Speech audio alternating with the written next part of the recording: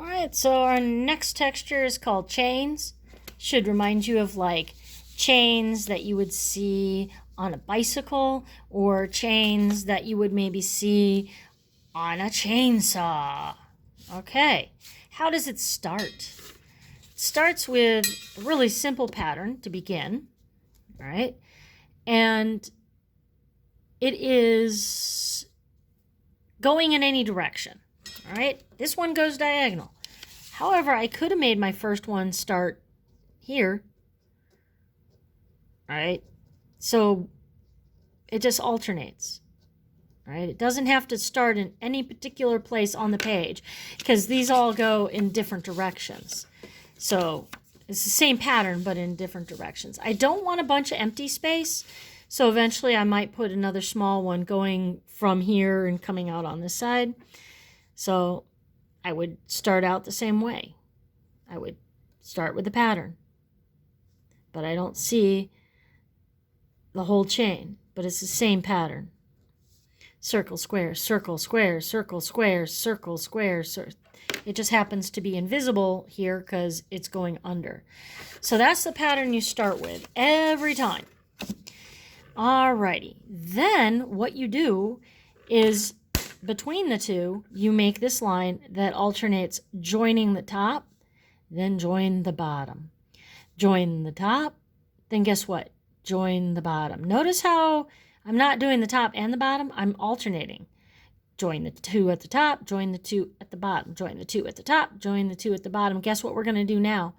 You got it. Join the two at the top, join the two at the bottom, join the two at the top, join the two at the bottom. You can't really see that whole circle, but it would be there, so therefore I would have a line that would kind of go off the edge of the page. And then I would know that on this side, I don't have that. Well, I can even probably say that that little corner would probably be visible, right? Would be the bottom because I started on the top. So you got to alternate every single time. All right. Now, after you have your alternating lines, joining them, top, then bottom, then top, then bottom, then you're going to make the bottom of your chain and the top of your chain.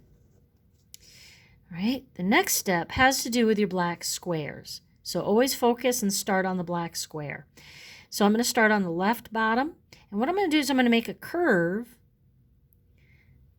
to the bottom of my chain. And you'll notice that this curve kind of has the same bump out as this circle. It's like an echo. It's like a bigger copy of a part of a circle. All right, then I go and do that to all of them. So it's got to kind of go in this direction like it's half of a big circle, and it's going to touch down here. All right, I'm going to do that over here. Kind of going in the same direction of the circle. All right, now that I've done the bottom left, what's the opposite? The top right. And it's going to go off in the other direction. So if I think about this curve of the circle, this should be like a big echo of it. All right, and I'm sorry that I'm a little sloppy because I'm watching the screen of my phone as well as the paper, and it's kind of hard to look at two places at once and to do a good job. So I'm just going to kind of fill that in, make it a nice thick line. All right, now the square. What am I echoing? I am echoing this part of the circle. Go to the right, top right, and curve away in such a way that it mimics or imitates this curve, but make it bigger so it reaches the top.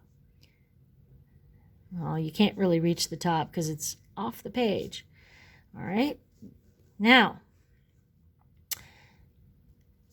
you can do the shading now, or you can do it once you have more chains drawn on here. I'm going to do this one right now. The way you do it is you go to the circle and go across the straight line along the side of the circle. So you start at the straight line and go up a little. Then you go to the other side of the circle, not above, not below, the side of the circle, start at the line and kind of shade away from the line so that it is heaviest where this part slips under this part. So again, here's the side of the circle. Start at the straight line and curve and shade away from there, starting dark and going a little lighter. Then the other side of the circle, start at the straight line and go away from the straight line. Don't go below the circle, don't go above the circle, on the side of the circle. Always starting at the straight line. So on the side of the circle, starting at the straight line and working away from the straight line.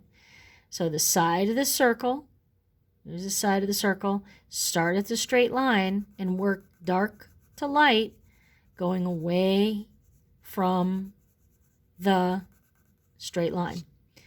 Here's the other side of a circle, so I'm going to start at the straight line, curve away. All right, now to make my next chain, I'm going to have you watch the next video.